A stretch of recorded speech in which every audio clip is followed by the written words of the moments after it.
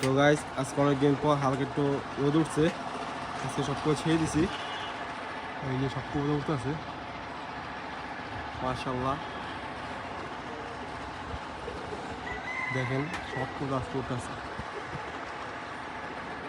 আজকে অনেকদিন পরে কথা আছি। আর দেখেন গাইস আমার বাজে বানানো একটা আগের থেকে মাশাআল্লাহ অনেক ভালো হয়েছে, অনেক ভালো বলার বাহিরে। এই যে নটটা আমার আটকে রাখছে ওকে। তো গাইস কুকুরের জন্য আমার ধোয়া করবেন, সব করে বই আমার ঠিক থাকে। আর গাইস আমার পরের দিনকে শুধু 2 পিস কোথা আসছিলো বাহাবালি মাদের ভাঙা মাদি। এই যে গাইস আজকে ভালো করে উঠতেছে মাশাআল্লাহ। এখন 10:30টার উপর আসতেছে।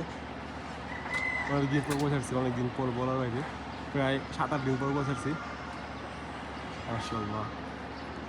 উপরে এক চালি, নিচে এক চালি, তার উপরে এক চালি।